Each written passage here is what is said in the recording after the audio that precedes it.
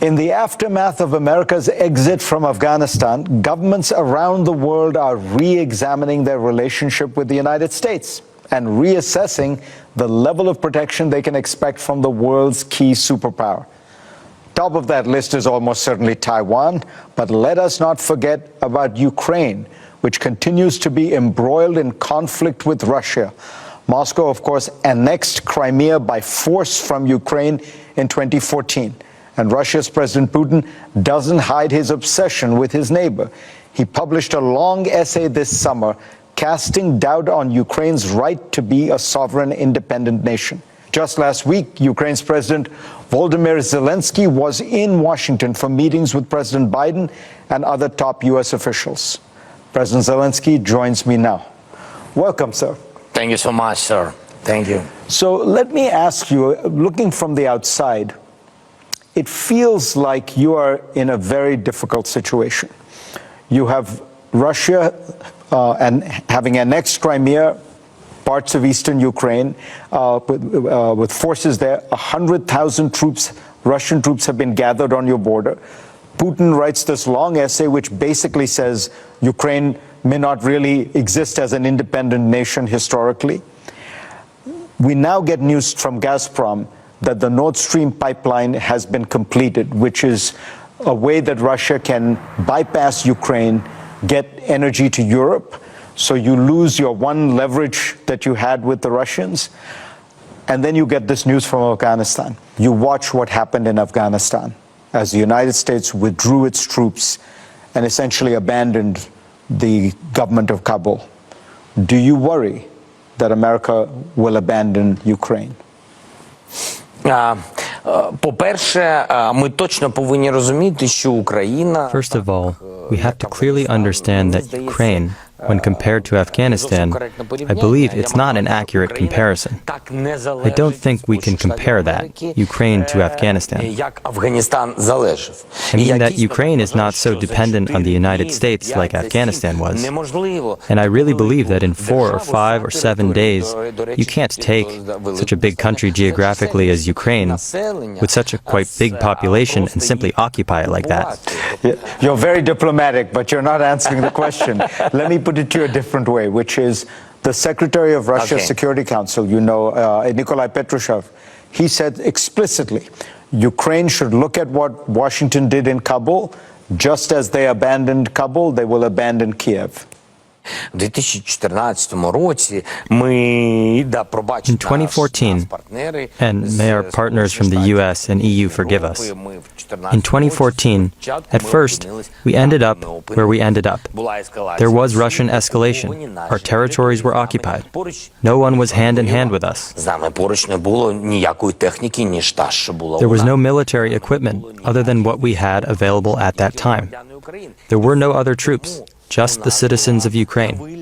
And therefore, we had the wave of volunteers, volunteer battalions, people who came together as a citizen effort to protect their own country. There was no one else. So in 4 days, even in 8 years, Russia didn't manage to take over.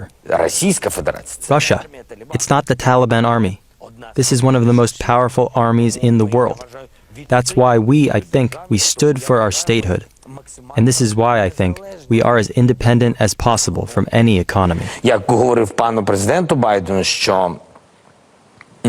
As I said to President Biden, and partially this is about concerning the possible exit from Ukraine.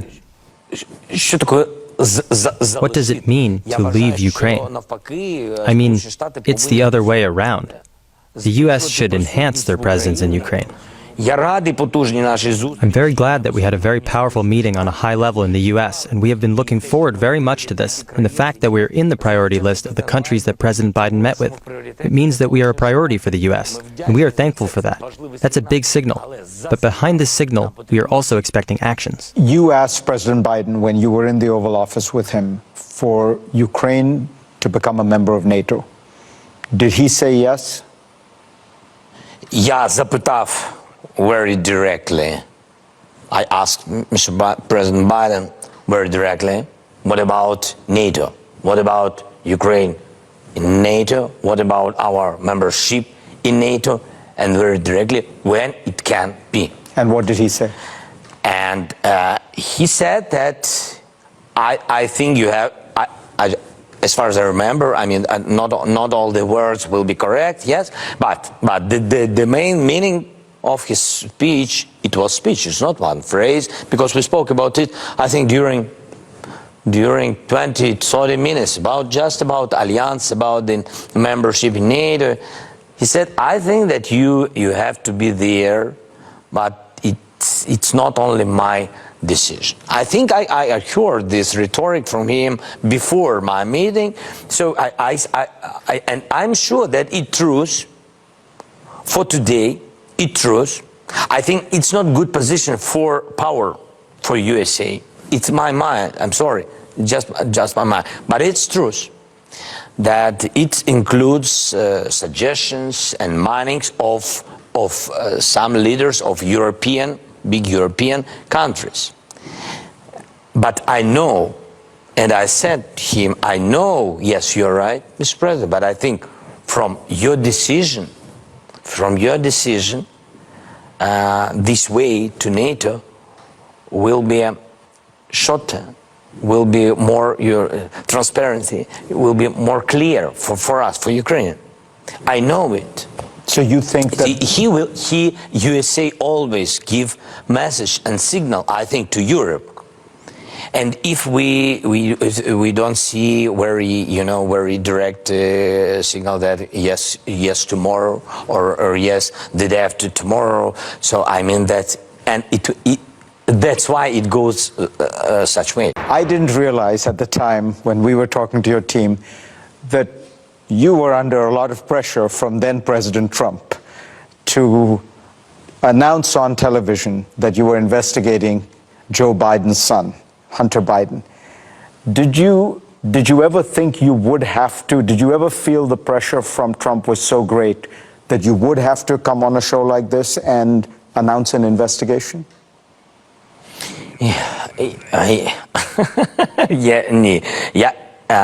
No. Maybe that was because I wasn't in politics before, and I was looking at life, and I still look at it just the way I do. I have to work a lot, a whole lot.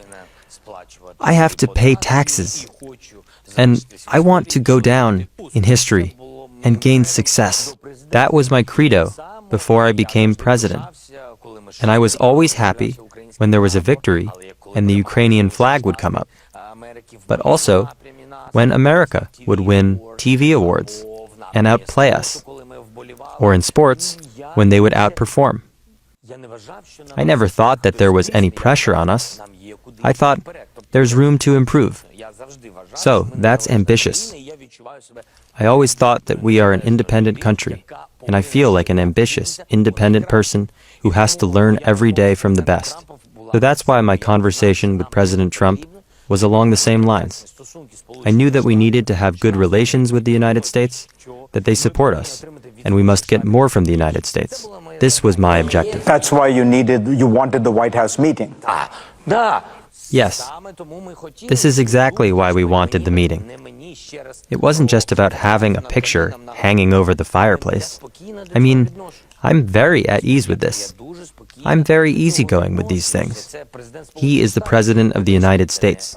This is not Robert De Niro. To me, Robert De Niro was my idol, you know. With him, I would talk casually, regardless of whether there would be assistance or not, before I became president. And here, this is serious stuff. This is at the level of the person on which the stability of our country depends, and the assistance to my country. We need a relationship. Did it strike you as odd or disappointing that here's the United States telling Ukraine to clean up its corruption, and then the President of the United States is asking you to do something that was not very straightforward. He was asking you to do something to help his re-election campaign. Yeah, I didn't feel that he was making me do something. And I was telling the truth then. I didn't feel such pressure. As I said, quite ambitiously, I'm the president of my country. No one can pressure us. So this wasn't just my diplomacy and public position. I didn't feel it. Even if it was in someone's head, and someone had those plans. I wasn't ready to feel this, and I am not ready. I don't feel that. I was thinking about my country, about the assistance. I didn't want to jeopardize the military aid. And I wanted to have another meeting at the White House, because my country needed this.